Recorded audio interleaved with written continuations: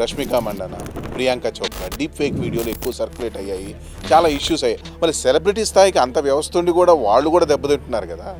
Financial sector ఇప్పుడు OTP స్థాయికి వచ్చాం మనం. ఓటీపీ లేని సిలిండర్ రాదు, డబ్బులు పడవు, లోపలికి పడవు, బయటికి పోవు. ఇంత టెక్నాలజీ సెక్యూరిటీ డెవలప్మెంట్ ఉన్నప్పుడు ఇంకా ఫ్రాడ్స్టర్ మోల్స్ ఎక్కడ వస్తుంది? ఎప్పుడైనా హ్యాకర్, మేము చాలా కంప్యూటర్ ఆర్గనైజేషన్స్లో హ్యాకర్ పెరిగిపోయినప్పుడు వాడు స్పెసిఫిక్గా దీని ద్వారా టెస్ట్ చేయడానికి ట్రై చేస్తాం. అంటే పాస్వర్డ్ మీరు 8 క్యారెక్టర్ పెట్టినా వాడు గెస్ చేసే పాస్వర్డ్ మీరు పెడుతున్నారు, అది కరెక్ట్ ప్రాసెస్ కాదు. రెండోది ఏమవుతుందంటే మీ కంప్యూటర్ సిస్టంలో కానీ యాంటీవైరసెస్ కానీ ఎక్కడైనా రెగ్యులర్గా అప్డేట్ కానప్పుడు మీకు ఛాన్స్ ఏముంటుందంటే ఈ సిస్టంలో మీకు తెలియకుండానే ఒక మ్యాల్వేర్ ప్రోగ్రామ్ నడుస్తుంది. వ్యక్తిగత జీవితాన్ని బహిర్గతం చేస్తున్నాం. ఆ బహిర్గతం చేసింది ఎప్పటికీ పోదు, మాయ చేయలేదు. నేను ఏదో ఒక పొలిటీషియన్స్ది నాకు వచ్చింది రిక్వెస్ట్, నేను పొలిటీషియన్స్ బొమ్మ చూసి యాక్సెప్ట్ చేశాను. వాడు ఇమీడియట్గా ఏమవుతుందంటే నా అకౌంట్లోని వాళ్ళందరినీ వాడు చూడగలుగుతాడు. వాడు ఏం చేస్తాడంటే మెసెంజర్లో, ఫేస్బుక్ మెసెంజర్లో వాడు పంపిస్తాడు మాట. ఇట్లా నేను శాస్త్రి ఫ్రెండ్ని. నమస్తే, వెల్కమ్ టు సాక్షి డిజిటల్. ఈ రోజుల్లో మనందరికీ రక్షణ ఉందా? రక్షణ లేకపోగా మన చేతిలో ఒక పెద్ద వైరస్ ఉంది. దాన్ని మనం ముట్టుకుంటున్నాం, దాంతోనే ట్రావెల్ చేస్తున్నాం, దాంతోనే ఉంటున్నాం. 6 to 60 ఇయర్ కిడ్స్ వరకు ప్రతి ఒక్కళ్ళకి ఈ వైరస్ ఉంది. వైరస్ అంటే కంగారు పడిపోకండి, నేను అనేది డిజిటల్ వస్తువుల గురించి. ఈ డిజిటల్ వస్తువులు మనం సుఖంగా ఉండడానికి మనమే తయారు చేసుకున్నటివి. కానీ వాటి వల్ల మనకు రక్షణ లేకపోగా ఇంకా మనల్ని నాశనం చేస్తున్న స్థితికి తీసుకొచ్చేసాయి. అసలు ఇంతలా అవి ఎలా పనిచేస్తున్నాయి, వాటి నుంచి మనకు రక్షణ ఉందా లేదా, వాటి నుంచి మనం ఎలా కాపాడుకోవాలన్న విషయం, దానిపై మనతో పాటు cyber security expert Pendyala Krishnasastri గారు ఉన్నారు. ఆయన అడిగి మరిన్ని విషయాలు తెలుసుకుందాం. నమస్కారం సార్. నమస్కారం. ఎలా ఉన్నారు సార్? బాగున్నానండి. డిజిటల్గా ఎలా ఉన్నారు సార్? అంటే మీరు ఆల్రెడీ చెప్పారు, ఈరోజు మన చేతుల్లో డిజిటల్ వస్తువు లేనిదే మనం బయటకు వచ్చే మార్గం లేదు. ఇప్పుడు నా పక్కనే మొబైల్ పెట్టుకున్నాను, మనం మాట్లాడుతుంది కూడా ఎలక్ట్రానిక్ మీడియాతోనే మాట్లాడుతున్నాం. ఏ సెకండ్కి ఏం జరుగుతుందో కూడా తెలియని పరిస్థితిలో ఉన్నాం. అది ఎందుకంటే నేను చాలాసార్లు చెప్పడం జరిగింది, టెక్నాలజీ అన్నది మనిషికి ఉపయోగపడేదని చాలా కాలం అనుకుంటాం. బట్ టెక్నాలజీ అన్నది రెండు వైపులా పదునుగా ఉన్న కత్తి అని మన అందరికీ తెలుసు. అందుకే మంచి జరుగుతోంది, చెడు జరుగుతోంది. మన జాగ్రత్తలు మనం పాటించకపోతే చెడు జరగడానికి చాలా మార్గం ఉందండి. సో ఆ కంటెస్ట్లో ఈరోజు ఎట్లా ఉన్నామని చెప్పడం అనేది చాలా కష్టమైన విషయం. నేను ఇక్కడ మీతో మాట్లాడుతూ ఉండొచ్చు, నా సోషల్ మీడియాతో కానీ, నా ఫోటోగ్రాఫ్స్తో కానీ, నా ఇంటర్నెట్లో ఉన్న యూట్యూబ్ వీడియోస్తో కానీ, నా వాయిస్తో కానీ మార్ఫ్ చేసి ఎవరెవరికో మెసేజ్లు పంపించవచ్చు, ఎవరికో నేను కాల్ చేసినట్టుగా కాల్ చేసి వాళ్ళ డబ్బులు అడుగుతున్నది కూడా జరగచ్చు. నా దృష్టికి రాకపోయి ఉండొచ్చు, టు బి ఫ్రాంక్. ఇట్లా మనం ఈ రోజుల్లో ఎట్లా ఉన్నది చెప్పడం చాలా కష్టంగా అనిపిస్తుంది సార్. ప్రపంచంలో మొక్కైనా మానైనా మనిషి అయినా పెరుగుదల అనేది నిరంతరం కొనసాగుతూనే ఉంటుంది. కానీ ఈ డిజిటల్ వ్యవస్థ రెప్పపాటులో చాలా పెరుగుదల ఉంటుంది. అలానే దీనికి సంబంధించి పెరుగుట విరుగుటకే అనే ఒక నానుడు ఉంది కదా. యాక్చువల్లీ నిరంతరం అప్డేట్స్ తోటి మనకి రక్షణ కవచం ఎక్కువగా ఉంటుందా, తగ్గుతుందా?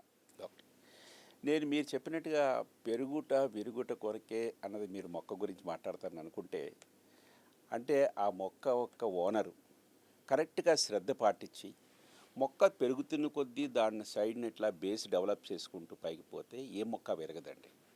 మీరు అది అబ్జర్వ్ చేసుకోండి, నేచర్లో అబ్జర్వ్ చేసుకోండి. ఎగ్జాక్ట్లీ.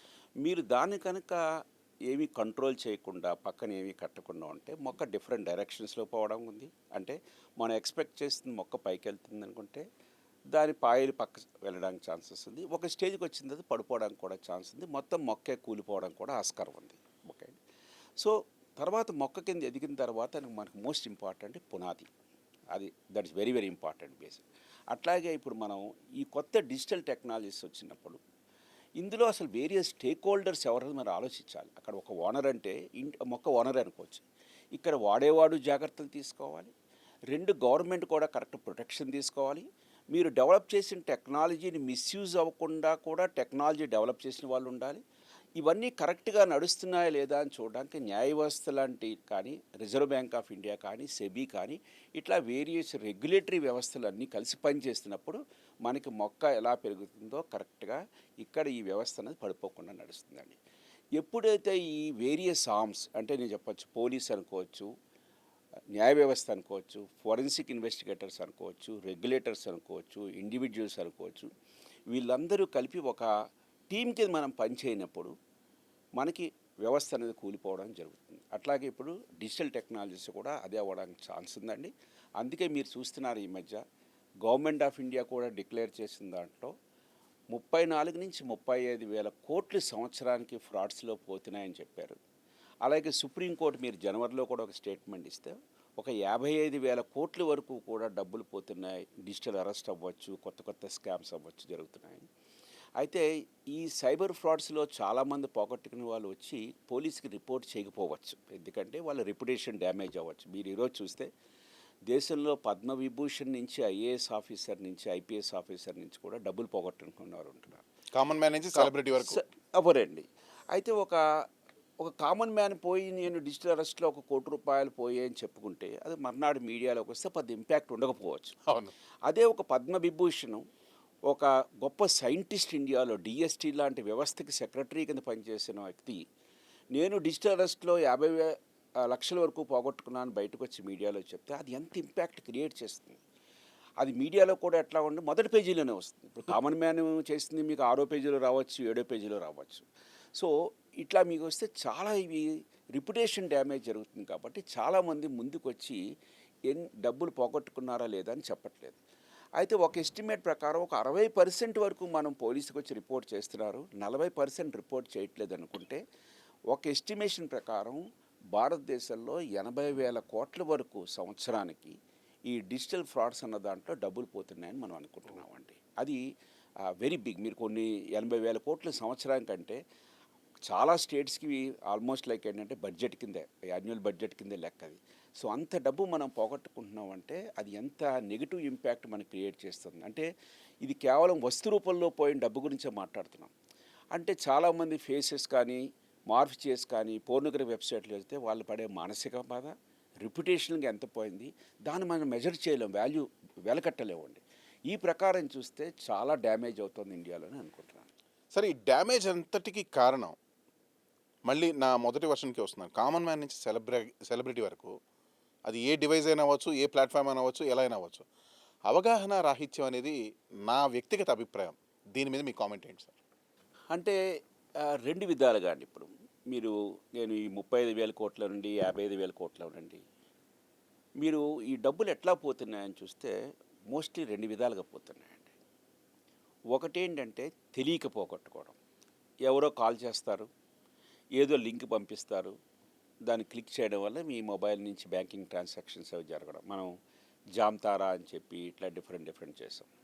నేను ఓఎల్ఎక్స్లో ఏదో సెకండ్ హ్యాండ్ కార్ అమ్మడానికి పెట్టాను, ఎవరో నాకు కాంటాక్ట్ చేశారు, ఏదో మనీ ట్రాన్స్ఫర్ చేయమన్నాడు. ఫస్ట్ వాడు ఒక క్యూఆర్ కోడ్ పంపించాను, బై మిస్టేక్ నేను పిన్ ఎంటర్ చేశాను ఫర్ ఎగ్జాంపుల్, నా డబ్బులు పోయాయి. నాకు డబ్బులు రావడం మానేసి నా డబ్బులు నా అకౌంట్లోకి పోవడం.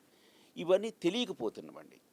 అయితే కొద్దిమంది ఏంటంటే ఏదో ₹1 పెడితే బిట్ కాయిన్లో రేపు డబ్బులు అయిపోతాయని ఇవి కావాలని డబ్బులు గ్రీడ్ ద్వారా పోతున్నాయండి. ఇది సెకండ్ కేటగిరీ. ఇప్పుడు నేను చాలా చూసా మార్కెట్ స్కామ్స్ ఉన్నాయి. నేనేదో ఫేస్బుక్ చూస్తుంటా ఒక అడ్వర్టైజ్మెంట్ వస్తుంది. మీరు డీప్ ఫేక్ ద్వారా ఈ మధ్య చూసే ఉంటారు. మన Nirmala Sitharaman madam, honourable finance minister, ఆమె వీడియో డీప్ ఫేక్ క్రియేట్ చేసి ఈ పర్టికులర్ కంపెనీలో మీరు ఇన్వెస్ట్ చేయండి, 15,000 ఇన్వెస్ట్ చేస్తే మీకు ఒక 2 నెలల్లో 1,50,000 అయిపోతాయి. లేకపోతే మీకు వాట్సాప్లో ఒక లింక్ వస్తుంది, ఆ లింకులో ఎవరో ఒక లింక్ పంపించి ఈ కంపెనీలో మీరు ఇన్వెస్ట్ చేస్తే మీ డబ్బులు ఒక 15 డేస్లోనే 10 టైమ్స్ అయిపోతాయని ఇట్లా చేస్తారు.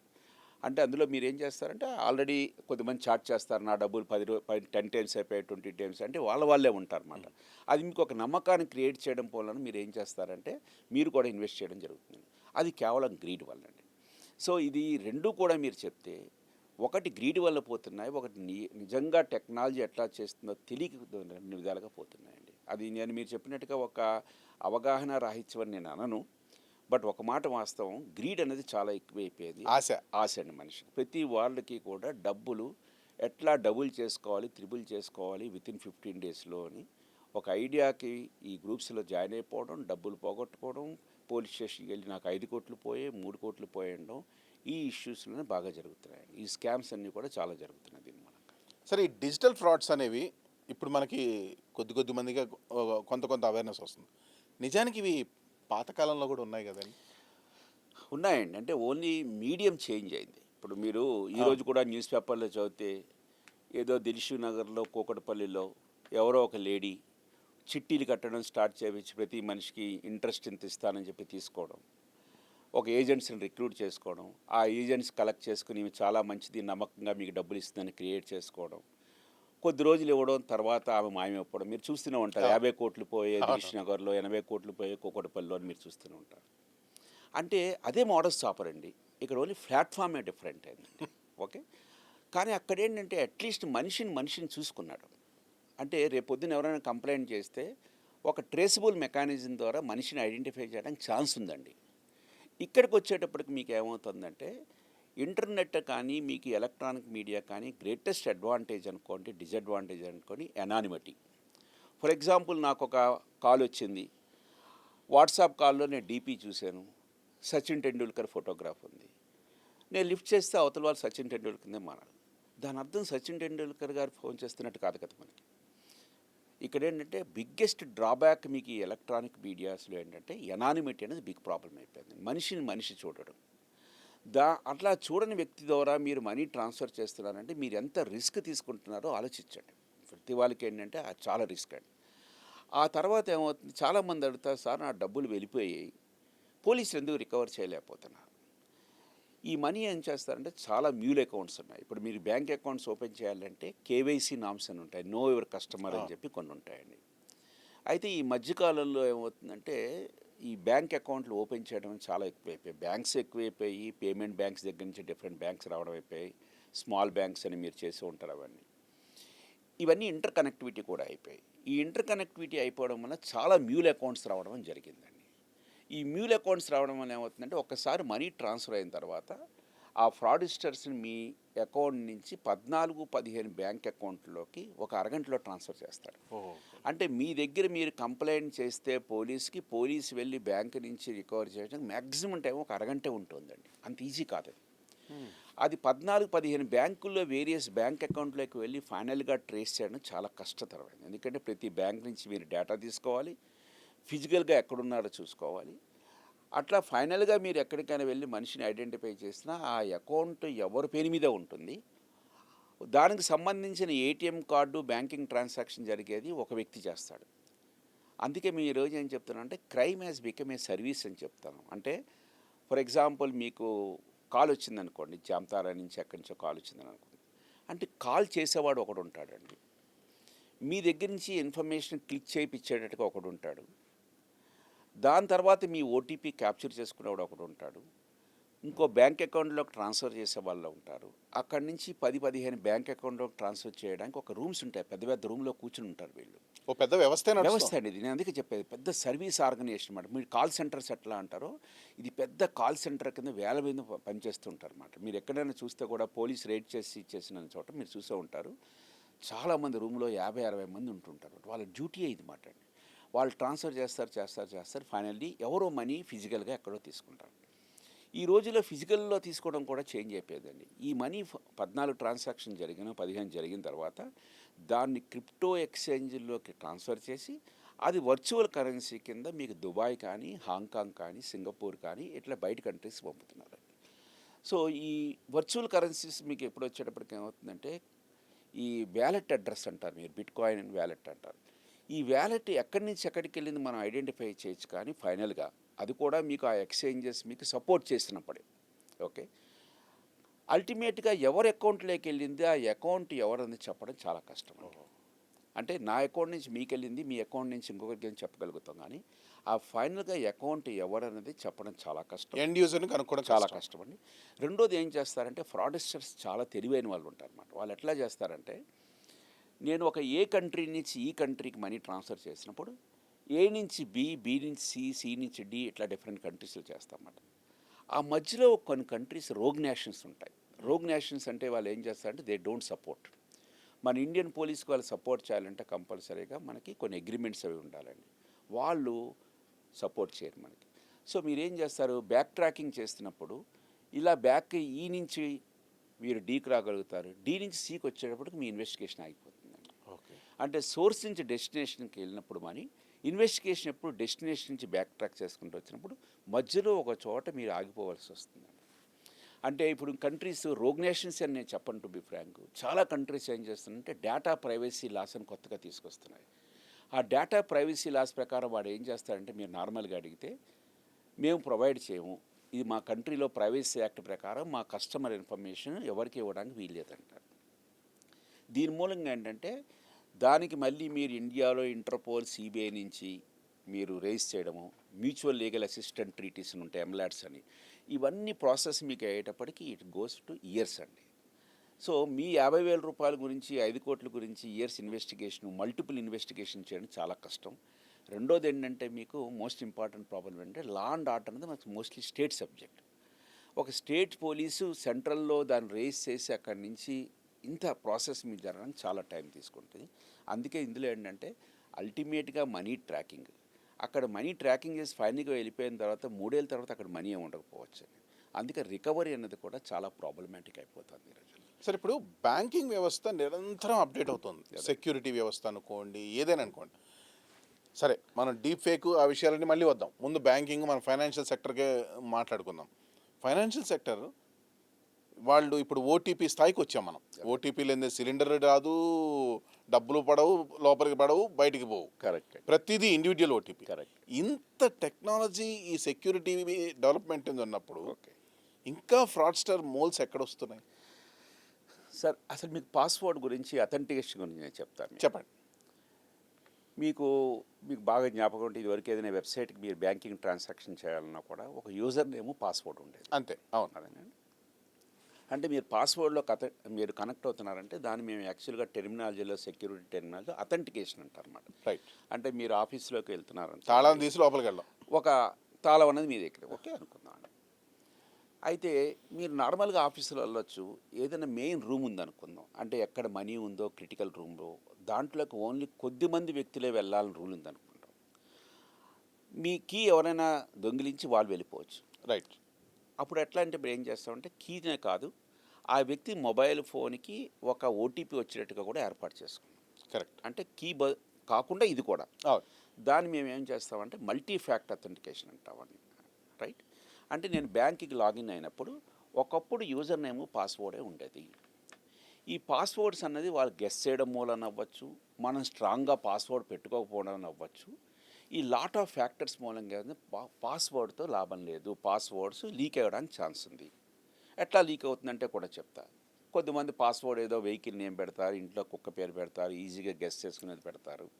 బ్యాంక్స్ మీరు 8 character alpha numeric upper case, lower case కాంబినేషన్తో పాస్వర్డ్ పెట్టుకోమన్నా కూడా పాస్వర్డ్ ఎక్కడ లీక్ అవుతాయంటే, మనం ఈ పాస్వర్డ్స్ని జ్ఞాపకం పెట్టుకోవడం ఎట్లాగని చెప్పేసి 8 క్యారెక్టరే పెడతారు, మీరు ఆల్ఫా న్యూమరికే పెడతారు.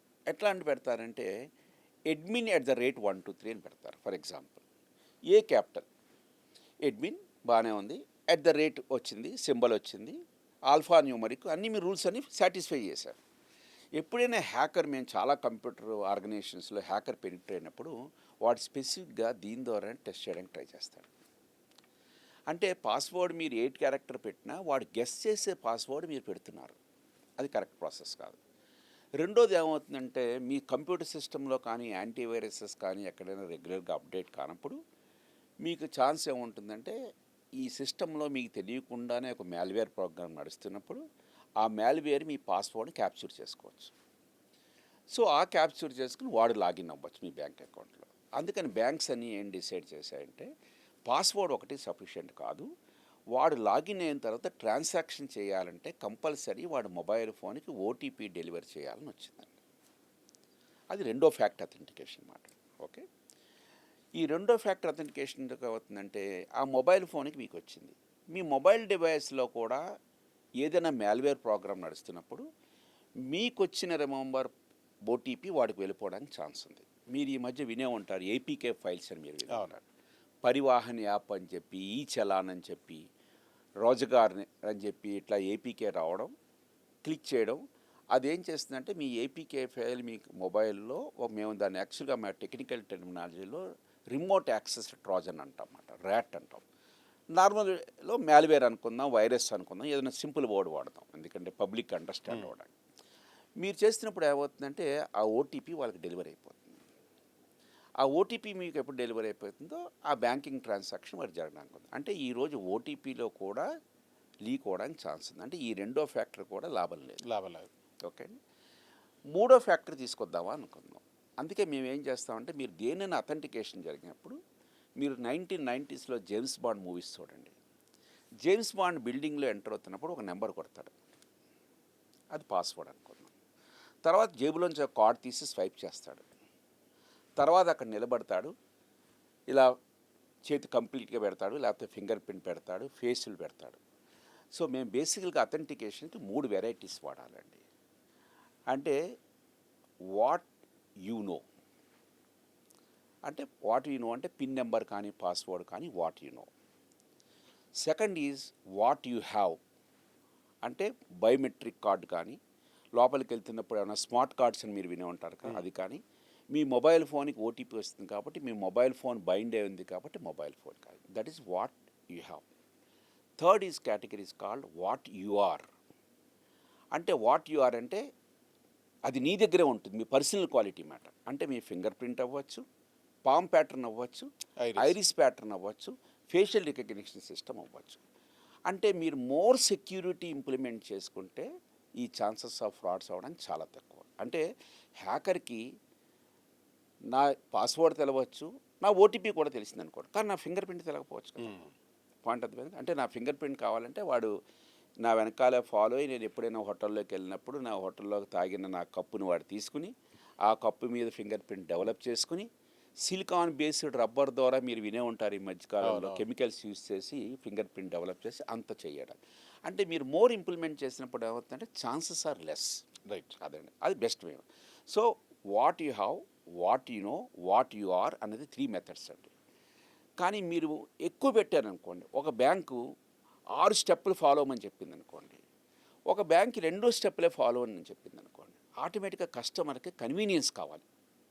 ఓకే, అంటే నా ఇల్లుని ఒక పెద్ద కోట కింద మార్చేయలేను కదా నేను. కరెక్ట్, నాకు రావడానికి ఇంట్రెస్ట్ ఉండదు. ఇన్ని కంట్రోల్స్ అండ్ ఓటీపీ అడుగుతున్నాడు, ఇది అడుగుతున్నాడు, ఇంత ఎలాగుంది అంటే ఇది ఎంత ఈజీగా ఉంది చూడని చెప్పి జనరల్ కస్టమర్. అంటే కస్టమర్ కన్వీనియన్స్ని కూడా మనం దృష్టిలో పెట్టుకుని బ్యాంక్స్ ఓకే కొన్ని రూల్స్ తీసుకొస్తున్నాయి.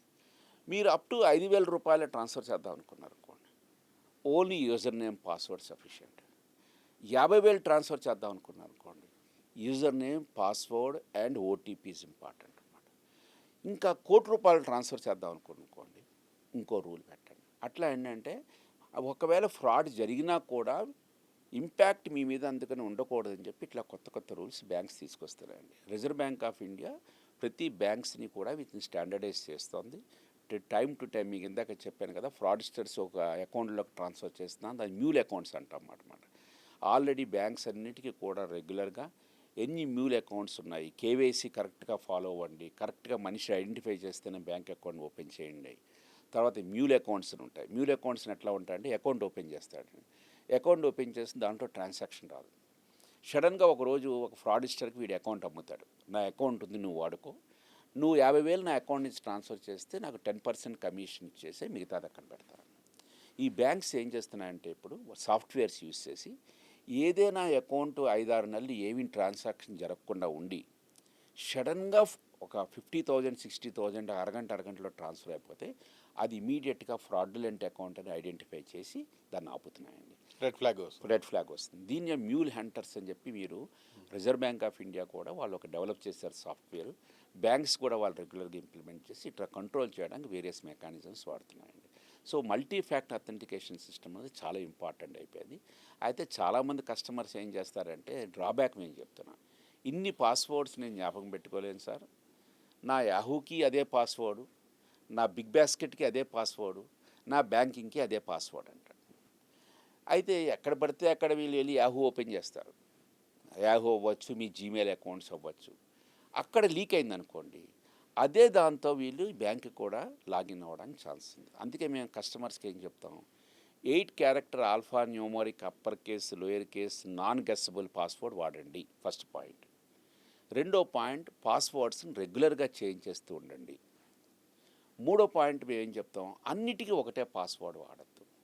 డిఫరెంట్ రిమెంబర్కి డిఫరెంట్ వాడండి. నీకు 4 డిఫరెంట్ బ్యాంక్ అకౌంట్స్ ఉంటే better to change all the 4 different వాడండి. కానీ వీళ్ళు కూడా ఎట్లా చేస్తారంటే ఏదో సాయిరామ్ 123, సాయిరామ్ 345, సాయిరామ్ 567 అని వాడతారు. సాయిరామ్ అనేది కామన్గా ఉంటుందండి. సో హ్యాకర్కి ఒక పాస్వర్డ్ వస్తే ఆటోమేటిక్గా వీళ్ళు ట్రైల్ అండ్ రిమెంబర్ ట్రై చేస్తారు వాడు. ఎందుకంటే వాడికి సక్సెస్ కావాలి కాబట్టి 2-3 అటెంప్ట్స్ చేస్తాడు, సక్సెస్ఫుల్ అవుతాడండి. ఇది కరెక్ట్ పద్ధతి కాదు. నేను చాలామంది చూసా పాస్వర్డ్ ఏం చేస్తారంటే వాడు అందులో వెహికల్ నెంబర్ కానీ ఇయర్ ఆఫ్ బర్త్ కానీ పెడుతూ ఉంటారు. నేను శాస్త్రిగా నేను జ్ఞాపకం పెట్టుకోలేకపోతున్నాను ఒకటే పెట్టి ఈ ఇయర్ ఆఫ్ బర్త్ 1985, 1986 లాగా పెడతారు. అది కరెక్ట్ పద్ధతి కాదండి. సార్ ఈ బ్యాంకింగ్ నుంచి సామాన్యులకి సెలబ్రిటీ అందరికీ అనుకోవచ్చులేండి, బ్యాంకింగ్కి సంబంధించి మాత్రం మీరిచ్చే సూచనలు సలహాలు జస్ట్ షార్ట్ అండ్ క్రిస్ప్ ఒక 2 to 3 పాయింట్స్లో చెప్పండి సార్. అంటే పబ్లిక్ సార్ నేను రిపీటెడ్గా ఇదే పాయింట్ నేను చెప్తున్నానండి. మీరు ఏ డివైజెస్తో మీరు బ్యాంకింగ్ ట్రాన్సాక్షన్ చేస్తున్నారో ఆ డివైజెస్ మీద అన్నెసరీ అప్లికేషన్స్ ఏవి రన్ చేయొద్దు. ఇప్పుడు ఏం చేస్తారంటే ఆ డివైస్ ఉంటుంది, వాడికి వాట్సాప్లో ఏదో లింక్ వస్తుంది, లేకపోతే వాడి ఇంట్లో పిల్లాడు గేమింగ్ ఆడుకోవడానికి ఇస్తారు, వాడు ఏదో గేమ్ ఇన్స్టాల్ చేస్తారు. ఆ గేమ్ ఇన్స్టాల్ చేసినప్పుడు ఏమవుతుందంటే ఈ ర్యాట్స్ అన్నవి కూడా మీకు మొబైల్లోకి వచ్చేస్తాయి. పిల్లలకి ఏం తెలుసు, ఏదో వెబ్సైట్ వెళ్తారు, డౌన్లోడ్ చేసుకుంటారు, పెద్దలకు కూడా తెలియదు అది. సో అందుకని మీరు ఏ డివైస్ అయితే బ్యాంకింగ్ ట్రాన్సాక్షన్స్కి వాటికి వాడుతున్నారో ఆ డివైస్ కంప్లీట్గా సేఫ్ అండ్ సెక్యూర్ డివైస్ కింద ఉండాలి. దాన్ని మేము శానిటైజ్డ్ డివైస్ అంటాం అన్నమాట. సో ఆ డివైస్ మీద మీరు ఏమీ చేయొద్దు, first point. 2, non guessable alpha numeric upper case lower case కాంబినేషన్స్తో ఉన్న పాస్వర్డ్స్ వాడండి. రెగ్యులర్గా పాస్వర్డ్స్ చేంజ్ చేస్తూ ఉండండి. 10 అకౌంట్లు ఉంటే 10 అకౌంట్లకి ఒకటే పాస్వర్డ్ పెట్టద్దు. ఈ ప్రికాషన్స్ తీసుకుంటే 100%, అంటే మెయిల్లో అది వచ్చిన ఇది వచ్చిన లింకులు కానీ క్లిక్ చేయడం అట్లా చేయొద్దు. ఎందుకంటే ఈ డివైస్ మీరు వేరేగా వాడారు కాబట్టి. అంటే ఇది ఎట్లా ఉంటుందంటే ఇంట్లో నీళ్ళ బంది వేరే ఉంటుంది, పూజా రూమ్లో వాడేది నీళ్ళ బంది వేరే ఉంటుంది. అట్లా దాన్ని ఒక శానిటైజ్డ్ డివైస్ కింద కానీ మనం వాడుకుంటే అప్పుడు మీకు ఇది వర్కౌట్ అవుతుంది, లేకపోతే ఫ్రాడ్యులెంట్ ట్రాన్సాక్షన్ జరగడానికి ఛాన్సెస్ ఉందండి. సార్ ఇప్పుడున్న సమాజంలో ప్రతి ఒక్కరికి ఒక డిజిటల్ అవతార్ అయితే ఉంది. అవతార్ ఇన్ ద సెన్స్ డిజిటల్గా వాడు కనెక్ట్ అయ్యాడు, అది ఫోన్ అవ్వచ్చు, కంప్యూటర్ అవ్వచ్చు, ఇంటర్నెట్ అవ్వచ్చు, ఏమైనా అవ్వచ్చు. ఈ సమాజంలో ఈ డబ్బులు పోగొట్టుకోవడం పెద్ద సమస్య కాదు, డబ్బులు పోగొట్టుకుంటే మళ్ళీ సంపాదించుకుంటాం. కానీ దానితో పాటు చాలా చాలా దారుణమైన సంఘటనలు జరుగుతున్నాయి. మానసికంగా కుంగిపోయి జీవితాలే కోల్పోతున్న వాళ్ళు ఉన్నారు ఈ డిజిటల్ ప్రపంచం వల్ల. దాని ముఖ్యంగా first of all social media అనేది ఒక పెద్ద ఘోష అయిపోయింది. దీనివల్ల ఎక్కువ బాధితులు ముందు కామన్ మ్యాన్ గురించి ఆలోచిద్దాం సార్. కామన్ మ్యాన్ అనేది వాడు కొంతమంది చెప్పుకుంటున్నారు, కొంతమంది చెప్పుకోలేకపోతున్నారు. వాట్సాప్ అవ్వచ్చు, ఫేస్బుక్ అవ్వచ్చు, ఫ్రెండ్స్ కనెక్టివిటీ ఇదంతా అవ్వచ్చు. కానీ ఎక్కడో దగ్గర ఎవడో ఒకడు ఒక మాల్వేర్ లాంటి వాడు దూరి జీవితాన్ని నాశనం చేసి జీవితాన్ని తీసుకెళ్ళిపోతున్నాడు. దీన్ని మీద మీ కామెంట్, స్ట్రైట్ కామెంట్, అంటే ఆ సామాన్యుని పరిరక్షించుకునేది ఎలా?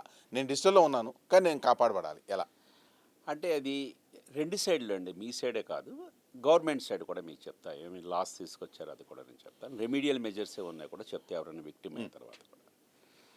నీకు ఒక సింపుల్ కేసు చెప్తా. ఎట్లాగుంటుందంటే మీరు మానసికంగా ఏదో మార్పు చేశారన్న ఇష్యూలు కూడా కాకుండా ఈ మధ్య ఒక కొత్త కేసు మేము చూసాం. ఒక వైఫ్ అండ్ హస్బెండ్ వాళ్ళ పిల్లాడితో ఒక 15 డేస్కి ఏదో గోవా వెళ్దాం అనుకుంటున్నట్టున్నారు. వాళ్ళు బయలుదేరుతూ అపార్ట్మెంట్ ముందు ఫోటో తీసుకున్నారు. Bye bye Hyderabad, 15 days we are travelling to Goa అని. ఆ ఫోటో తీసుకుని ఏం చేశారంటే వాళ్ళు ఫేస్బుక్లో పెట్టారు. ఓకే అండి, వాళ్ళు వెళ్ళారు. అయితే అదే రోజు రాత్రి దొంగతనం జరిగింది.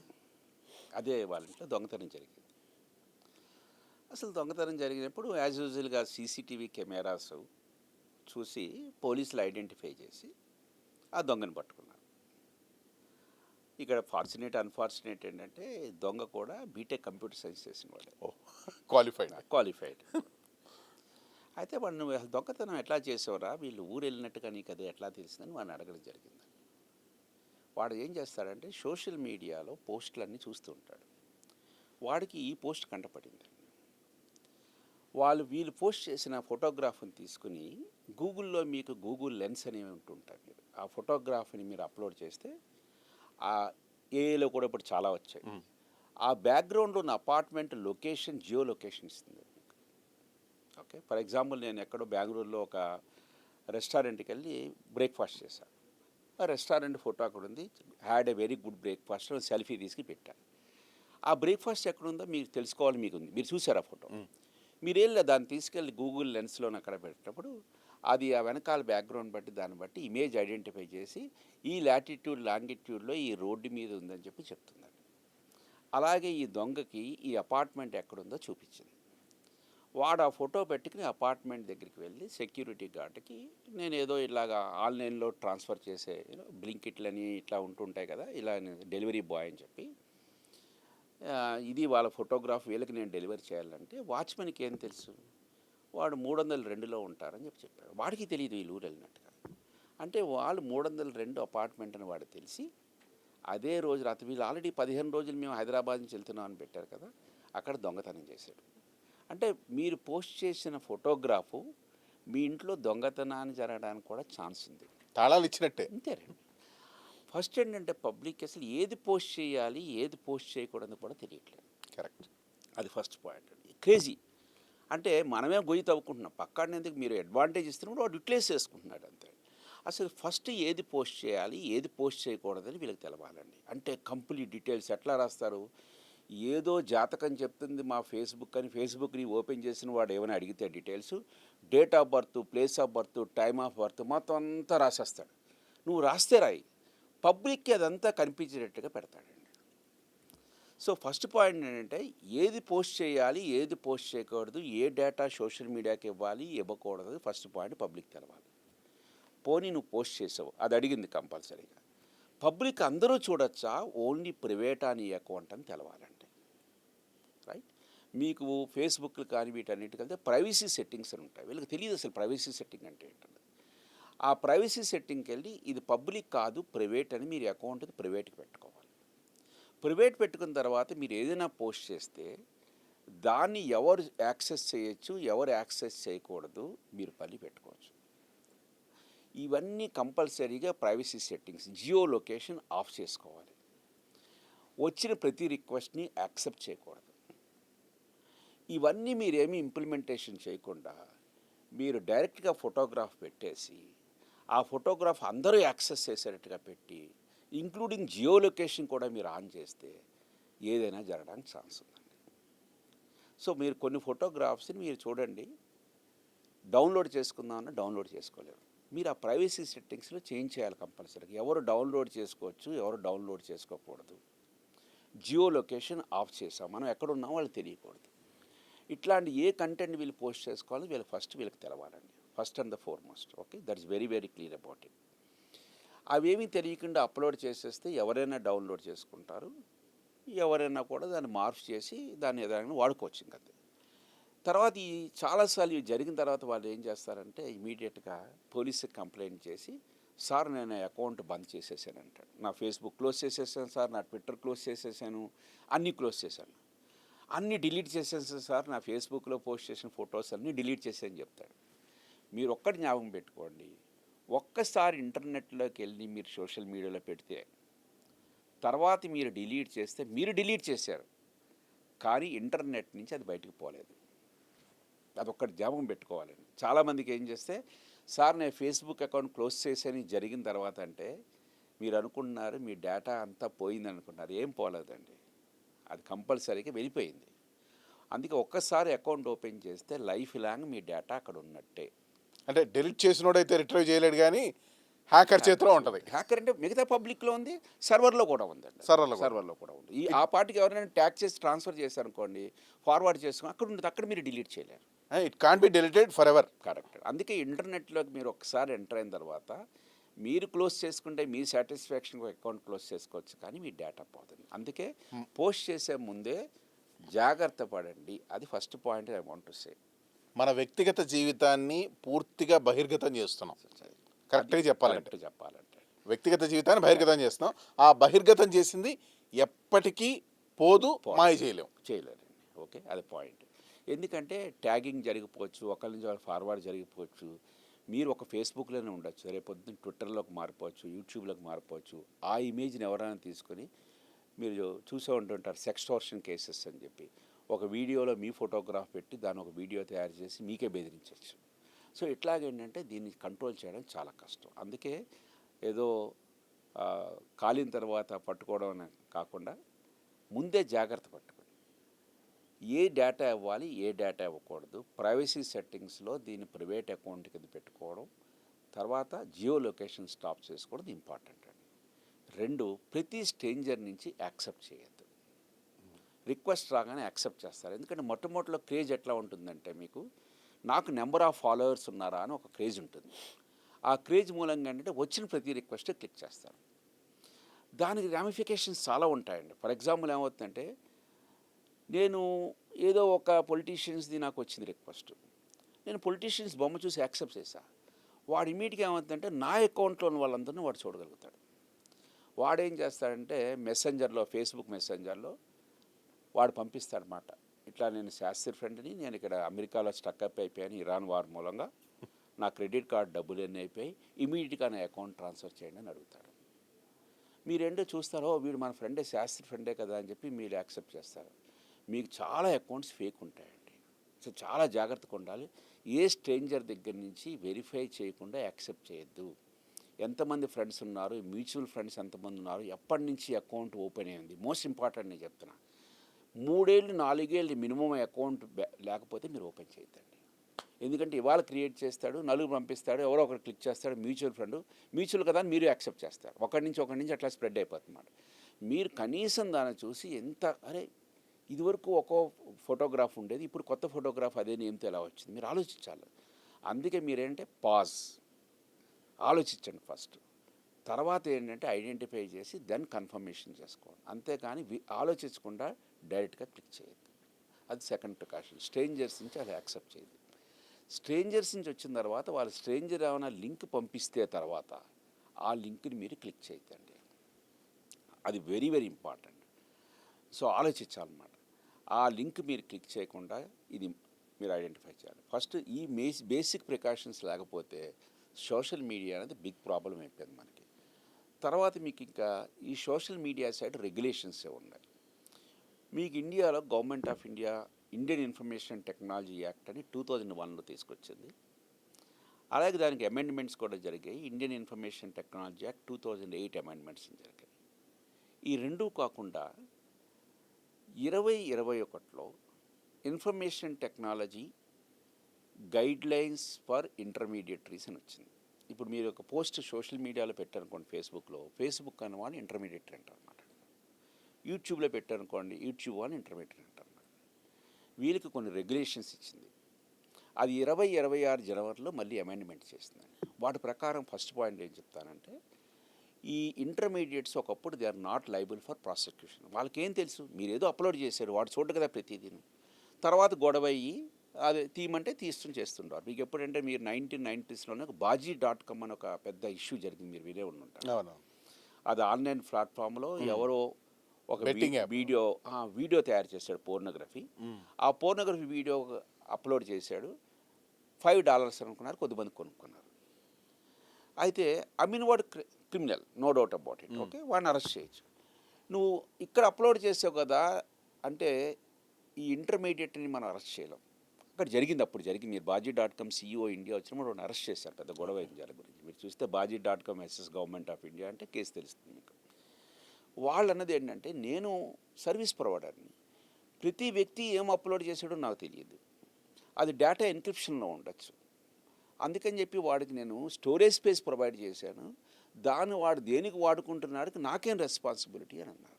ఐఎమ్ జస్ట్ ఏ ప్లాట్ఫామ్ అంతే ప్రొవైడర్. దాని మూలంగా ఏముందంటే 2026లో మీకు ఈ రూల్స్ 2021 ఏవైతే గైడ్లైన్స్, ఎథిక్స్, వీటికి కోడ్ ఆఫ్ ప్రాక్టీసెస్ వచ్చాయో ఇంటర్మీడియటరీకి, దాని ప్రకారం వెరీ బ్యూటిఫుల్ కాన్సెప్ట్ తీసుకొచ్చారు. ఫస్ట్ ఏంటంటే ప్లాట్ఫామ్స్ వాళ్ళకి తెలియనంతకాలం పర్వాలేదు, అంటే తెలిసి వాళ్ళు చేయకూడదు. ఫస్ట్ పాయింట్ అంటే వాళ్ళు నోటీస్కి వచ్చిన వాళ్ళు యాక్షన్ తీసుకోవాలి. దానికి ఫస్ట్ వాళ్ళు ఏం చేశారంటే, చీఫ్ కంప్లైన్స్ ఆఫీసర్ని ఒకరు పెట్టారన్నమాట. అంటే ఈ గవర్నమెంట్ పెట్టిన రూల్స్ అన్నీ ఫాలో అవుతున్నారో లేదో వాళ్ళు కంప్లై చేసి గవర్నమెంట్కి రిపోర్ట్ చేయాలి. అలాగే పబ్లిక్ ఎవరైనా వాళ్ళకి ఇన్ఫామ్ చేసినప్పుడు దానికి ఒక గ్రీవియన్స్ ఆఫీసర్ని అపాయింట్ చేయాలి కంపల్సరీగా. మూడోది ఏంటంటే ఒక పాయింట్ ఆఫ్ కాంటాక్ట్ 24/7 అవైలబిలిటీ ఉండాలి. అంటే ఒక పోలీస్కి సడన్గా అవసరమైందనుకోండి, యూట్యూబ్లో ఎవరైనా కమ్యూనల్ రైట్స్కి రావాల్సింది ఉందంటే కంపల్సరీగా వాడు నోడల్ సెంటర్ 24/7 ఇన్ఫామ్ చేయాలి, ఆ గ్రీవియన్స్ ఆఫీసర్కి చెప్పాలి. అవి యాక్షన్స్ అన్నీ జరిగిందా లేదో, ఓవరాల్గా కంట్రీ మన భారత ప్రభుత్వం రూల్స్ ప్రకారం ఇదంతా నడుస్తుందో లేదో కంప్లైన్స్ ఆఫీసర్ గవర్నమెంట్కి కంప్లై అవుతున్నట్టుగా రిపోర్ట్ ఇస్తూ ఉండాలి. కంపల్సరీ చేశారు అది పాయింట్. తర్వాత ఏంటంటే ఎవరైనా ఒక పోలీస్ కంప్లైంట్ చేసినప్పుడు వీళ్ళు ఇంటర్మీడియట్ని కాంటాక్ట్ చేసినప్పుడు 3 గంటల లోపల గవర్నమెంట్ ఆర్డర్ ప్రకారం కానీ కోర్టు ఆర్డర్ ప్రకారం కానీ వాళ్ళు అప్రోచ్ అయితే 3 గంటల లోపల అది కంపల్సరీగా రిమూవ్ చేసేసేయాలి. 3 hours time. ఓకే. తర్వాత ఏంటంటే అందులో ఏమైనా కనుక sensitive type of information pornography type అంటే దానికి 2 గంటలే టైం ఇచ్చారన్నమాట. కంపల్సరీగా చేయవలసింది. చేసిన తర్వాత ఎవరైతే కంప్లైంట్ ఇచ్చారో వాటికి 7 రోజుల లోపల కంప్లైంట్ మీద ఏ యాక్షన్ తీసుకున్నామో క్లోజ్ చేసామో లేదందుకు కూడా ఇన్ఫర్మేషన్ ఇవ్వాల్సింది. అంటే ఇవన్నీ వాళ్ళ దగ్గర నుంచి రూల్స్ పెట్టారన్నమాట. But at the same time ప్రతిదాన్ని వాళ్ళ మీద మనం కేసు చేయలేం. కరెక్ట్. అందుకని వాళ్ళు ఏం చేశారంటే మన ఇన్ఫర్మేషన్ అండ్ టెక్నాలజీ యాక్ట్లో సెక్షన్ 79 అని ఒకటి ఉంటుంది అన్నమాట. దాన్ని సేఫ్ హార్బర్ ప్రొవిజన్స్ అంటారన్నమాట. సేఫ్ హార్బర్ ప్రొవిజన్స్ ప్రకారం వాళ్ళకి ప్రొటెక్షన్ ఇచ్చారు సర్వీస్ ప్రొవైడర్. ఎందుకంటే సర్వీస్ ప్రొవైడర్ కనుక అందరినీ క్లోజ్ చేపిస్తే మీకు బిజినెస్ రన్ అవుతుంది మీకు. అందుకని వాళ్ళకు కూడా ఒక ప్రొటెక్షన్ ఇచ్చారు. ప్రొటెక్షన్ ఇచ్చి వాళ్ళకి ఏం చేస్తారు, నీకు తెలిసిన తర్వాత నువ్వు యాక్షన్ తీసుకోవాలి, తెలియనంత కాలం యు ఆర్ ప్రొటెక్టెడ్. అది సింపుల్ లేమెన్స్ లాంగ్వేజ్లో చెప్పడానికి. అయితే పబ్లిక్ ఎవరైనా కూడా cybercrime.gov.in గవర్నమెంట్ కానీ ఏదైనా పోలీస్ స్టేషన్ కానీ విక్టిమ్ అయినప్పుడు వీళ్ళు ఇన్ఫర్మేషన్ ఇస్తే కంపల్సరీగా పోలీస్ వాళ్ళని కాంటాక్ట్ చేస్తారు. వాళ్ళ ఆర్డర్ ప్రకారం 3 గంటల్లో ఆ కంటెంట్ డిలీట్ చేయబడుతుందండి. అది కంపల్సరీ 7 డేస్లో వీడికి ఏమైందనేది వీడికి కంప్లీట్గా తెలుస్తుందండి. ఇది కంపల్సరీగా రూల్స్ చేశారు. బట్ అక్కడ సేమ్ టైం కూడా ఈ ఎవరైతే ఫ్రాడ్స్టర్స్ ఉన్నారో వాళ్ళకు కూడా వార్నింగ్ ఇవ్వడం జరిగింది. ఎవరైతే కంటెంట్ పోస్ట్ చేస్తున్నారో వాళ్ళు కంపల్సరీగా ఇది ఏఐ జనరేటెడ్ ఇమేజ్ కాదు అని చెప్పాలి. అక్నాలెడ్జ్ చేయాలి. వీడు చెప్పాలని కంపల్సరీగా this is not a AI generated image or video అని వీడు అక్కడ కంపల్సరీ చెప్పాలి. అది కూడా రూల్. రెండోది వీళ్ళు చెప్పరు. ఫ్రాడ్స్టర్స్ ఎందుకు చెప్తారండి, వాళ్ళు చెప్పరు కంప్లీట్గా. వాళ్ళు అందుకని ఏం చేస్తారంటే ఈ సర్వీస్ ప్రొవైడర్స్ ఎవరైతే ఇంటర్మీడియట్స్ ఉన్నారో వాళ్ళకి ఏం చెప్పారంటే మీరు కొన్ని ఏఐ ఎనేబుల్డ్ అంటే ఆర్టిఫిషియల్ ఇంటెలిజెన్స్ యూస్ చేసి మీకు ఎప్పుడైనా సస్పిషన్ కానీ ఏమైనా ఐడెంటిఫై చేస్తే ఇమీడియట్లీ వాటిని తీసేయమని చెప్పారండి. ఎందుకంటే ఈ మధ్య మార్కెట్ స్కామ్స్ నేను చెప్పాను కదా, ఈ మార్కెట్ స్కామ్స్ బాగా ఎక్కువ జరిగిపోతున్నాయి. నిర్మలా సీతారామన్ అవ్వచ్చు, మన ఐ థింక్ నారాయణమూర్తి గారు మీరు ఉన్నారు కదా, నారాయణమూర్తి ఇన్ఫోసిస్ చైర్మన్, ఆయన పేరు మీద వీడియోలు, వాళ్ళ మిస్సెస్ సుధా నారాయణమూర్తి గారి మీద వీడియోస్, ఇట్లా ఇన్వెస్ట్ చేయండి అట్లా ఇన్వెస్ట్ చేయండి జరిగింది, చాలామంది పోతున్నాయి. అయితే పవర్ టు బ్లాక్ వెబ్సైట్స్ అనేవి ఇదివరకు ఏంటంటే only certain computer emergency response team government ఇండియాకి అధికారం ఉండేది. ఇప్పుడు మీకు మన సెబీ కూడా ఇచ్చేది ఈ మార్కెట్స్ రావడం. అంటే వాళ్ళు చాలా వెబ్సైట్స్లో మీకు ఎక్కడైతే ఉంటున్నాయో వాటిని తీసేస్తున్నారు. అంటే వీళ్ళు కూడా ఆర్టిఫిషియల్ ఇంటెలిజెన్స్ని యూజ్ చేసి ఏ వాట్సాప్ గ్రూపుల్లో కానీ ఏ సోషల్ మీడియాలో కానీ ఇట్లాంటి అడ్వర్టైజ్మెంట్స్ వెళ్తున్నాయో ఇమీడియట్గా వాటిని డిలీట్ చేస్తున్నారు. కానీ డిలీట్ చేసినా కూడా ఒక అరగంటలో మళ్ళీ వస్తూ ఉంటుంది. ఏదైనా కొత్త యూఆర్ఎల్ క్రియేట్ చేయడం, ఇది చాలా ఆపడం చాలా కష్టం. అంటే ఇది ఒక్కళ్ళ వల్ల అవ్వట్లేదు, మల్టిపుల్గా different set of people work చేస్తే కంపల్సరీగా ఈ ప్రాబ్లం ట్యాకిల్ చేయొచ్చండి. ఈ సోషల్ మీడియాలో మన ప్రికాషన్స్ తీసుకోవాలి, at the same time intermediate precautions తీసుకోవాలి, అలాగే police are also taking the action. ఇట్లా అందరూ కలిపి వర్క్ చేస్తేనే ఈ ప్రాబ్లం సాల్వ్ అవుతుంది. సరే, ఈ సోషల్ మీడియా త్రూ సామాన్యుడు బలవడం పరిపాటే. కరెక్ట్. మనం అనుకున్నట్టు అవగాహన రాహిత్యం అనుకోవచ్చు, ఇంకేదైనా అనుకోవచ్చు. సెలబ్రిటీ స్థాయి వ్యక్తులు అంటే వాళ్ళకి ఒక వ్యవస్థే ఉంటుంది, వాళ్ళ ప్రొఫైల్ మెయింటైన్ చేయడానికి కూడా ఒక వ్యవస్థ ఉంటుంది. అంత వ్యవస్థ ఉన్నా కూడా బాధితులు అవుతున్నారు. ముఖ్యంగా ఈ మధ్య తీసుకున్న రీసెంట్ ఇన్సిడెంట్స్, రష్మిక మండన, ప్రియాంక చోప్రా డీప్ ఫేక్ వీడియోలు ఎక్కువ సర్క్యులేట్ అయ్యాయి, చాలా ఇష్యూస్ అయ్యాయి. అలాగే డబ్బుల విషయం, ఈ లావణ్య త్రిపాఠి కూడా డబ్బులు ప్రకారం కూడా. మరి సెలబ్రిటీ స్థాయికి అంత వ్యవస్థ ఉండి కూడా వాళ్ళు కూడా దెబ్బతింటున్నారు కదా. సామాన్యుడు ఏమీ తెలియకుండా దెబ్బతింటున్నాడు. దెబ్బ అనేది కామన్ అయిపోతుంది. మరి దానికి అంతంటూ లేదా, సొల్యూషన్ లేదా అసలు? అంటే నేను చెప్పాను కదండి, అంటే ఫస్ట్ వీళ్ళకి అవేర్నెస్ ఉండాలి.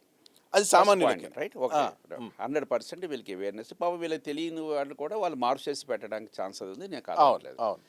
అందుకే మీకు అక్కడ నేను చెప్పింది ఏంటంటే ఎవరైతే అప్లోడ్ చేస్తున్నారో వాళ్ళ మీద ఐటీ యాక్ట్ ప్రకారం సెక్షన్స్ ప్రకారం మనం తీసుకోవచ్చు కంపల్సరీ 66 రిలేటెడ్ అన్నీ కూడా మీరు తీసుకోవచ్చు, చాలా ఉన్నాయి అందులో, ఐడెంటిటీ థెఫ్ట్ దగ్గర నుంచి అన్నీ ఉన్నాయి. సో అక్కడ మీకు కంపల్సరీగా లీగల్ మెకానిజం ఉంది. అట్లాగే సర్వీస్ ఇంటర్మీడియట్ ప్రొవైడర్స్ కూడా రెస్పాన్సిబిలిటీస్ ఇచ్చారు వాళ్ళు కంపల్సరీగా. ఓకే అండి. సో ఇవన్నీ క్యుములేటివ్ ఫ్యాక్టర్స్ ప్రకారం తీసుకోవచ్చు. ఇది జరిగినా కూడా మనం డిటెక్ట్ చేయడానికి చాలా కష్టం అవుతుందండి. అంటే ఇది చెప్పడం ఈజీగానే ఉంటుంది, నేను చెప్తాను. మీరు చూసే ఉంటారు, ఓ సినిమా రిలీజ్ అవుతుంది, చాలాసార్లు చూసారు. సినిమా బాగున్నా కూడా మీకు ఒక 100 మందిని 1000 మంది పెట్టి దాని గురించి నెగిటివ్ కామెంట్స్ పెట్టించడం అయితే జరిగిపోతుంది. ప్రాబ్లం ఎక్కడవుతుందండి అంటే ఈ టెక్నాలజీస్ ద్వారా వాళ్ళు ఎట్లా అని చెప్పాను కదా, ఇంటర్నెట్లో ఒక డ్రాబ్యాక్ అంటే ఎనానిమిటీ. నేను మీ పేరు మీద ఒక ఫేస్బుక్ ప్రొఫైల్ క్రియేట్ చేయొచ్చు, మీ పేరు మీద ఒక ఈమెయిల్ ఐడి క్రియేట్ చేయొచ్చు. దాని ద్వారా నాకు యూట్యూబ్లోకి లాగిన్ అవుతానండి. లాగిన్నే కామెంట్ చేస్తాను. కామెంట్ చేస్తే క్లియర్గా మీరే అని చెప్పడం చాలా కష్టం. రెండో పాయింట్ అంటే మీరు కామెంట్ చేసిన తర్వాత మీరు ఎప్పుడైనా యూట్యూబ్ లాగిన్ అయినప్పుడు నేను డైరెక్ట్గా లాగిన్ అయితే నా ఐపీ అడ్రస్ వాళ్ళు రికార్డ్ చేస్తారు.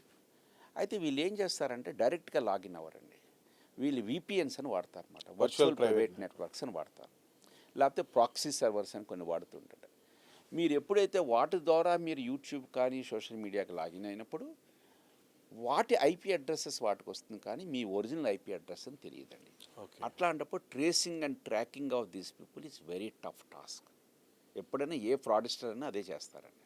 ఓకే, ఒకవేళ ఐడెంటిఫై చేసినా కూడా అల్టిమేట్గా కేసు కోర్టులో ప్రూవ్ చేయడం అనేది చాలా ఇంపాసిబుల్. మీరు ఎంతవరకు చూస్తారంటే ఎవరో దాని బేసిస్ మీద అరెస్ట్ చేశారు, పోలీసులు తీసుకెళ్ళి జైల్లో పెట్టించారు అని చూస్తారు తప్పితే ఆ కేసు ప్రూవ్ అయిందా అని మీరు అల్టిమేట్గా ఐడెంటిఫై చేయండి. నిజంగా పర్ఫెక్ట్ లీగల్ నాలెడ్జ్ ఉంటే ఒక 2-3 క్వశ్చన్స్ కనుక లీగల్ డిఫెన్స్ లాయర్స్ కనుక ప్రాసిక్యూషన్ అడగగలిగితే ఆ కేసెస్ ప్రూవ్ చేయడం నెక్స్ట్ ఇంపాసిబుల్ అండి. నేను ఒకటే చెప్తాను, ఎందుకంటే పోలీస్ నేను ఈ ఐపీ అడ్రస్ ద్వారా ఈ వ్యక్తిని ఐడెంటిఫై చేశాను అన్నారు అనుకోండి, ఓ ఐపీ అడ్రస్ అది చెప్తాడు. కనుక డిఫెన్స్ లాయర్ కన్నా ఒక క్వశ్చన్ వేశారు అనుకోండి, is IP address can be spoofed, అంటే ఈ ఐపీ అడ్రస్ ఇది ఒరిజినల్ కాదు, ఇది ఫేక్ చేశాడని నువ్వు చెప్పగలవా అన్నాడు అనుకోండి, అది చెప్పడం నెక్స్ట్ ఇంపాసిబుల్ అండి. ఎందుకంటే సర్వీస్ ప్రొవైడర్ దగ్గర నుంచి ఆ హోస్ట్ చేసిన వాడి దగ్గర నుంచి మీకు డేటా రావాలి, అది రాదు. So can IP address can be spoofed అంటే ఆన్సర్ ఇస్ వాట్, ఎస్ అన్నాం అనుకోండి, కేసు పోతుంది. సో అందుకే మీరు ఐడెంటిఫై చేసి పట్టుకున్నారని తెలుస్తారు, కానీ ఫర్దర్ చాలా లీగల్ ఇష్యూస్ ఉంటాయి ఇందులో. తర్వాత మీకు సర్వీస్ ప్రొవైడర్ డేటా ప్రొవైడ్ చేయాలి. గవర్నమెంట్ ఆఫ్ ఇండియా సిఈఆర్టీ ఏం చేస్తుందంటే ఏవైతే విపిఎన్ కంపెనీస్ ఆఫర్ చేస్తున్నారో విపిఎన్ సర్వీసెస్ వాళ్ళు లాక్స్ మెయింటైన్ చేయాలి. అంటే నేను నా సిస్టమ్ నుంచి విపిఎన్ కనెక్ట్ చేసుకున్న, విపిఎన్ ద్వారా ఎవరిని అటాక్ చేశా, అటాకర్స్కి విపిఎన్ ఐపీ వచ్చింది, నేను విపిఎన్ సర్వీస్ ప్రొవైడర్ దగ్గరికి వెళ్ళి ఈ ఐపీ అడ్రస్ ఎవరికి ఇచ్చేవు అని వాడు చెప్తే వాడు నాది ఐపీ చెప్పాలి. దాని విపిఎన్స్ లాక్స్ మీరు మెయింటైన్ చేయాలని రూల్ పెట్టింది. ఈ రూల్ పెట్టడం మూలనంటే విపిఎన్ అనేది గుడ్డికి వాడచ్చు, బ్యాడ్కి వాడచ్చు. అవును. అందుకని విపిఎన్ సర్వీస్ ప్రొవైడర్స్ ఏం చేశారంటే ఈ రూల్ ప్రకారం మేము ఇండియా నుంచి ఆపరేట్ చేయమని బయటకు వెళ్ళిపోయారు. నువ్వు విపిఎన్ ఇక్కడ ఇండియాలో కూర్చుని సింగపూర్లో విపిఎన్ని మీరు కొనుక్కోవచ్చు. కరెక్ట్. సో దీని ప్రాబ్లం ఏమవుతుందంటే ఈ ఫ్రాడ్ చేసే వాళ్ళందరూ కూడా ఎవరైతే ఇట్లాంటి పనులు చేస్తారో వీళ్ళందరూ విపిఎన్స్ యూజ్ చేయడం వలన ట్రాకింగ్ ట్రేసింగ్ అనేది చాలా టఫ్ అయిపోయింది, ఇంకా కాంప్లికేట్ అయిపోయింది టు బి ఫ్రాంక్ అండి. So it's not so easy to trace and track the people. ఎవడైనా కనుక దొరికినా కూడా వాడికి టెక్నాలజీ తెలవకపోవడం మూలాన వాడు డైరెక్ట్గా లాగిన్నే చేస్తున్నాడు తప్పితే నిజంగా ఈ క్రిమినల్స్ని పట్టుకోవడం వాడికి నాలెడ్జ్ ఉంటే నెక్స్ట్ ఇంపాసిబుల్ అండి, not possible to be frank, not at all possible అండి. వాడికి ఇట్లా విపిఎన్స్ వాడుకుని టార్ బ్రౌజర్స్ వాడుకుని నేను మల్టిపుల్గా లింకే కనెక్ట్ చేసుకోవచ్చు, నా ఐపీ ఈజ్ నాట్ ట్రేసబుల్ అనుకుంటే ఈజీగా చేసుకోవచ్చు అండి. గొంతు నుండి పైకి రావాలనుకుంటాం కానీ ఇంకా గొంతు లోపలికి వెళ్ళలేం కదా. అలాగే ఇప్పుడు ఈ టెక్నాలజీకి ఏఐ ఒకటి తోడి అయింది. కరెక్ట్. అది ఫోన్ ద్వారా అవ్వచ్చు, ఇంటర్నెట్ ద్వారా అవ్వచ్చు, ఎక్కడైనా సరే ఏఐ అనేది బాగా ప్రబలిపోతుంది. కరెక్ట్. ఆర్టిఫిషియల్ ఇంటెలిజెన్స్ అనేది మనకి బాగా ఉపయోగపడాలి, కరెక్ట్, కానీ ఎక్కువగా తప్పుడు దారిలోకి వెళ్ళిపోతుంది అన్నది ఇప్పుడు తెలుస్తోంది. కరెక్ట్ అండి. ఈ ఏఐ నుంచి అసలు నకిలీ అనే వ్యత్యాసం కూడా వచ్చేసింది. రైట్. ఏఐ కాకుండా ఏఐ అని తెలుసుకునేలా ఏమైనా సూచనలు ఉన్నాయా? దీని ప్రాబ్లం మీరు అంటే a is good for as well as bad అండి, అది మీరు చెప్పారు. అందుకని ఏంటంటే కంట్రీస్ కూడా మీరు ఫస్ట్ సిస్టమ్ సెట్ చేస్తున్నాం, రెగ్యులేటరీ మెకానిజం అట్లా గాల్లోకి వదిలేదు. మీరు చూస్తే నీతి ఆయోగ్ ఉంది కదా, మన ఇండియాలో ఎట్లా గ్రో అవ్వాలని చెప్పి కంప్లీట్గా ఒక డాక్యుమెంటేషన్ ఇచ్చింది. రెగ్యులేషన్ ఇచ్చారు. రెగ్యులేషన్ అంటే ఇది ఒక రోడ్ మ్యాప్ ఇచ్చింది టు బి ఫ్రాంక్. రైట్. అందులో some of the key important aspects whole వరల్డ్లో వాడుతుంది ఏంటంటే రెస్పాన్సిబుల్ ఏఏ, అంటే మీరు ఏఏని రెస్పాన్సిబుల్ వాడాలి, ఎథికల్ పర్పసెస్కి వాడాలి. ఫర్ ఎగ్జాంపుల్ ఇండియాలో ఉన్న పాపులేషన్ జీనోమ్ సీక్వెన్స్ని ఐడెంటిఫై చేసి దాని మీద ఏఏ ద్వారా ఒక virus, corona type virus create చేయొచ్చు. జెనెటిక్ ఇట్స్ ప్రూవ్డ్ మాట, ఆల్రెడీ ప్రూవ్డ్ అండ్ అంటే that is for bad purpose. అంటే ఎథికల్ యూజ్ ఆఫ్ వాట్ ఏఏ. ఆల్రెడీ అమెరికాలో ఒక కేసు నడుస్తోంది. ఒక very popular mobile phone company దాని ఫోన్తో అమెరికాలో కానీ ఆ కంట్రీస్లో కొద్దిమందిని ఫోటో తీసుకుంటే ఫోటోగ్రాఫ్ చాలా బ్యూటిఫుల్గా చూపిస్తుంది. అదే ఏషియన్స్లోను వాళ్ళను చూస్తే వాడిని కొద్దిగా ఆక్వర్డ్గా చూపిస్తుంది. కేసు ఫైల్ అయింది ఆల్రెడీ. అంటే అందులో బిల్డ్ చేసిన ఏ ఆల్గారిథము ఒక రేషిజంను డెవలప్ చేయడానికి వాడుతోంది అని. ఫర్ ఎగ్జాంపుల్ కొన్ని చాట్ జీపీటీ లాంటి వాటిలోకి వెళ్ళి మీరు ఒక క్వశ్చన్ కట్టారనుకోండి, ఒక్కొక్కసారి రావచ్చు. ఆల్రెడీ ఈ ఏ మోడల్స్ ఏవైతే బిల్డ్ చేశారో రేషిజం డెవలప్ చేస్తున్నాయి, రీజనలిజం డెవలప్ చేస్తున్నాయి, అట్లాంటి ఆన్సర్స్ వస్తున్నాయి. అందుకే ఈ ఆల్గారిథమ్స్ అన్నీ కూడా పర్ఫెక్ట్గా డెవలప్ చేశారా, ఇవి ఒకరికి ఫేవర్ చేస్తున్నట్టుగాను చేయట్లేదని చూపించడానికి ఏం చేస్తారంటే రెస్పాన్సిబుల్ ఏఏ, ఎథికల్ ఏఏని డెవలప్ చేస్తున్నారు. అంటే మిస్యూజ్ ఆపడానికి ప్రయత్నాలు చాలా జరుగుతున్నాయి. ఓకే అండి, very very clear. For example నేను చెప్తా, ఏదైనా ఎక్స్ బ్యాంక్ క్రెడిట్ కార్డు మీకు ఆఫర్ చేసేటప్పుడు మీరు చాలాసార్లు మెసేజ్ వచ్చి ఉంటుంది, నీ 2 లక్షల రూపాయలు లిమిట్ని 6 లక్షలు చేస్తున్నాం. అది ఊరికే రాలేదండి. వాళ్ళు ఏం చేస్తారంటే మీరు చేస్తున్న ట్రాన్సాక్షన్స్, మీరు రెగ్యులర్గా పేమెంట్ చేస్తున్నవి ఎక్కడ డిఫాల్ట్ అవడం, ఇవన్నీ ప్యాటర్న్స్ తీసుకుని ఆ మోడల్ ద్వారా ఎవరికి ప్రాస్పెక్టివ్ కస్టమరు, ఎవరికి లిమిట్ ఇంక్రీజ్ చేయొచ్చు, ఎవరికి గోల్డ్ కార్డ్ నుంచి ప్లాటినం కార్డుకి ట్రాన్స్ఫర్ చేయొచ్చు, ఇట్లాంటివన్నీ ఆల్రెడీ ఏఏ ద్వారా మోడల్స్ బిల్డ్ చేశారు. ఈ ప్రీ క్వాలిఫైడ్ ఆఫర్స్ అన్నీ అవేనండి? చాలా వస్తాయి. అంటే ఒరిజినల్ పెద్ద పెద్ద బ్యాంక్స్ అవన్నీ కూడా ఇంప్లిమెంటేషన్ చేశారు. రైట్. ఓకే అండి. ఫర్ ఎగ్జాంపుల్ రేపు పొద్దున్న నేను అప్లై చేశా, నా కార్డ్ రిజెక్ట్ అయింది, నేను ఒక కేసు ఫైల్ చేయొచ్చు. ఎట్లా చేయొచ్చు? ఈ ఏఏ ఆల్గారిథం ఈ బ్యాంక్ వాడుతుంది, స్పెసిఫిక్గా నా రిలీజియన్ బట్టి, నా రీజన్ బట్టి, నా క్యాస్ట్ బట్టి రిజెక్ట్ చేసి ఉండొచ్చు. వాళ్ళకి వస్తుంది, నాకు రావట్లేదు అని చేసినప్పుడు ఏమవుతుందంటే ఆ ఏఏ మోడల్ మీరు ఏదైనా డెవలప్ చేశారో is it giving a ethically correct, so that it is not favouring some caste కానీ కమ్యూనిటీ కానీ, దాన్ని బట్టి మనం ఉంటుందండి. అందుకని రెస్పాన్సిబుల్ ఏఏ, ఎథికల్ ఏఏ అండ్ ఇదంతా కరెక్ట్గా నడుస్తుంది లేదా గవర్నెన్స్ ఆఫ్ ఏఏ అని మెకానిజం బిల్డ్ అవుతున్నాయి. అది వన్ సైడ్ అండి. అది positive side, perfect, very good. AI is compulsory really changing it, it is highly useful for us. మీరు అన్నట్టుగా నెగిటివ్ సైడ్ ఆటోమేటిక్గా డెవలప్ అవుతుంది. మీరు నెగిటివ్ అంటే ఓన్లీ పబ్లిక్ పర్స్పెక్టివ్లో మేము ఏమవుతున్నామంటే ఇదే ఈ డీఫేక్ క్రియేట్ చేయడం. రైట్. డీఫేక్ అనేది మీరు ఈరోజు అంటున్నారు, కానీ మేము 15 ఏళ్ళ నుంచి కూడా చూస్తున్నామండి. కానీ తేడా ఏంటంటే నేను చెప్తాను. 15 ఏళ్ళ క్రితం మీరు డీఫేక్ వీడియో చూస్తే ఆర్ డీఫేక్ ఆడియో, ఏదో నాకు కాల్ వచ్చింది, మా ఫ్యామిలీ మెంబర్, మా బ్రదర్ కాల్ చేసినట్టుగా ఉన్నట్టుంది వాయిస్, అయితే వింటుంటే నేను గుర్తుపట్టేవాడిని, ఇది మా బ్రదర్ కాదు, వేరే వీడియో ఇది కాదు. అంటే అప్పుడు ఆల్గారిథమ్స్ ఏమైపోయాయంటే అంత గొప్పగా డెవలప్ అవ్వలేదు. ఈ ఆల్గారిథం మీకు ఫైన్ ట్యూన్ అయ్యాయి. ఇప్పుడు ఈ ఫైన్ ట్యూన్ అవ్వాలంటే మీకు డేటా బాగుండాలి. ఆ డేటా బాగున్నప్పుడు ఏమవుతుందంటే మీకు ఆటోమేటిక్గా ఈ ఆల్గారిథం అంత మ్యాసివ్ డేటా మీద చేసినప్పుడు మీకు బ్యూటిఫుల్ రిజల్ట్స్ వస్తాయి. అంటే ఏ 15 ఏళ్ళ క్రితం ఉంది, ఏ ఈరోజు ఉంది, కానీ అప్పుడు యాక్యురసీ తక్కువ, ఇప్పుడు యాక్యురసీ ఎక్కువ. అంటే ఆల్గారిథమ్స్ చాలా ఫైన్ ట్యూన్ అయ్యాయి. ఈ ఫైన్ ట్యూన్ అవ్వాలంటే మీకు బాగా డేటా కావాలి కదా.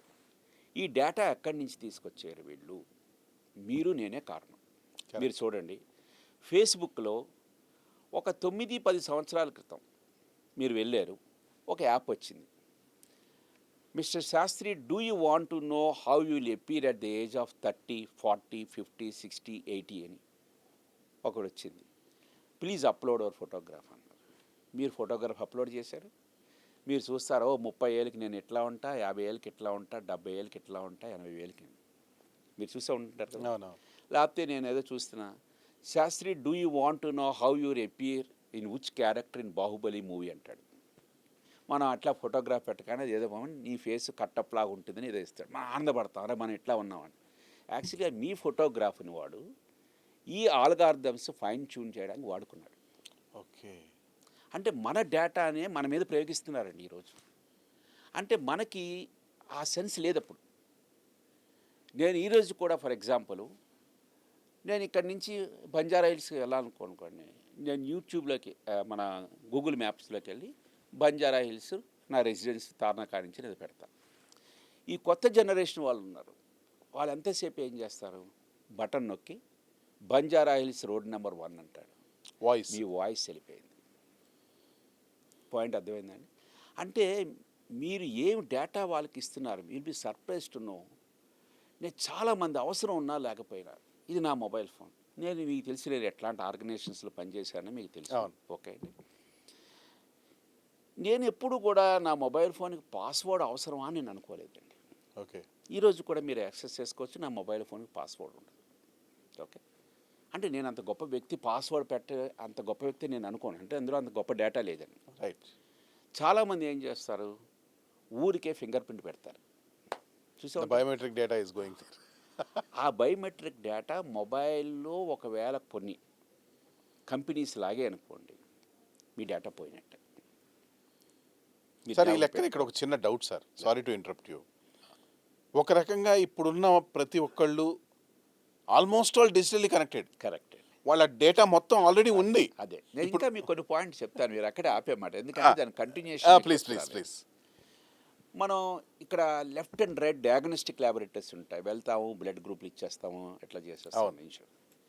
గత 2 సంవత్సరాలు మీరు గూగుల్లోకి వెళ్ళి కొట్టండి, చాలా డయాగ్నోస్టిక్ ల్యాబొరేటరీస్ ఓనర్స్ తెలియకుండా డేటా లీక్ అయిపోయింది. Oh my God. Insurance companies data leak అయిపోయింది, మీరు గూగుల్లో కొట్టినా కూడా తెలుస్తుంటుంది.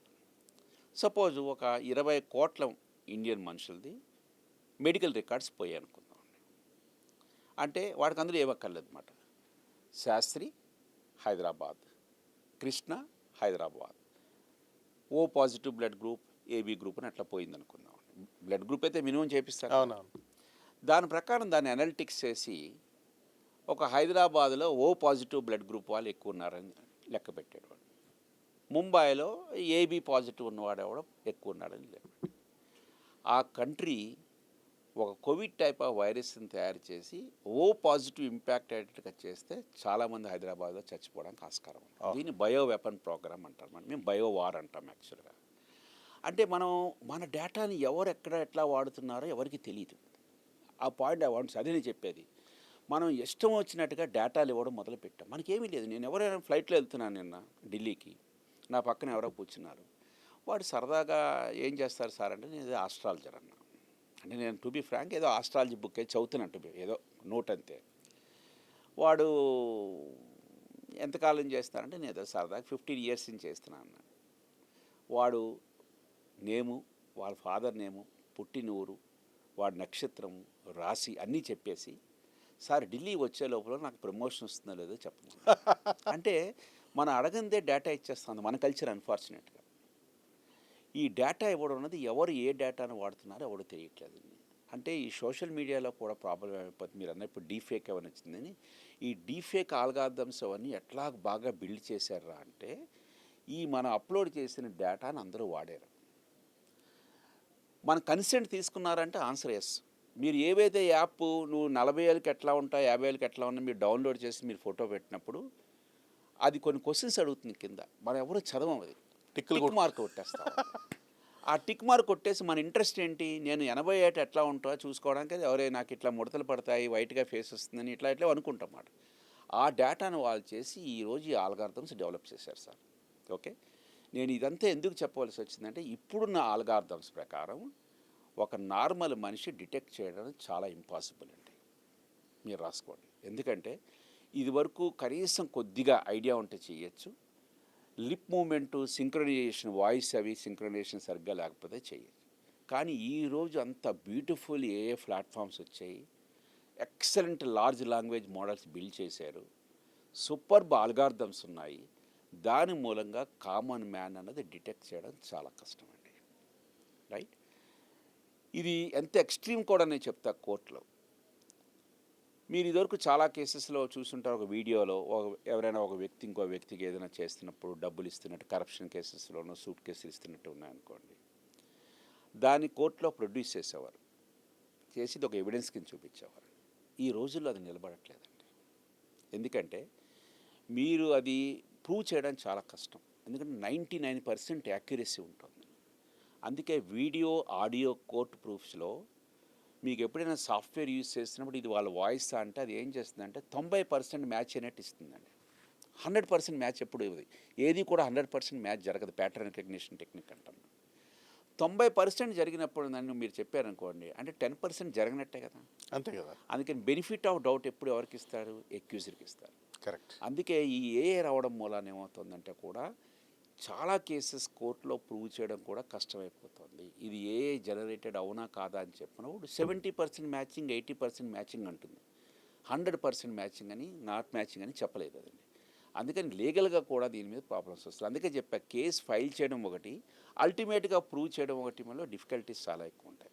సో కామన్ మ్యాన్ దీన్ని డిటెక్ట్ చేయడం చాలా కష్టం అండి. సో వాడికి ఒక వీడియో వస్తుంది, ఏదో డబ్బులు ఇన్వెస్ట్ చేయమంటారు, ఇన్వెస్ట్ చేసేస్తాడు, అయిపోతుందండి అంతగా చెప్పి.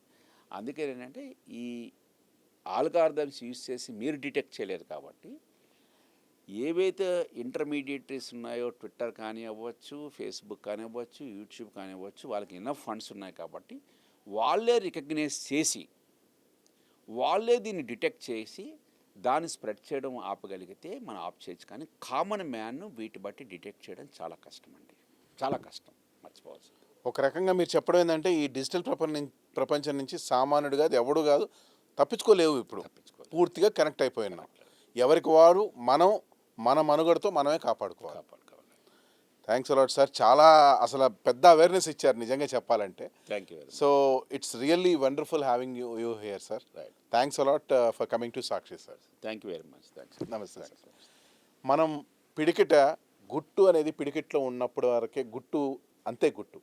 ఇలా ఇప్పేస్తున్నాం మనం. ఇప్పుడు మన గుట్టు అంతా రట్ అవుతోంది. అంటే మన వ్యక్తిగత జీవితం కూడా పూర్తిగా అందరి చేతుల్లోకి వెళ్ళిపోయింది. మనకు మనం జాగ్రత్త పడాలి.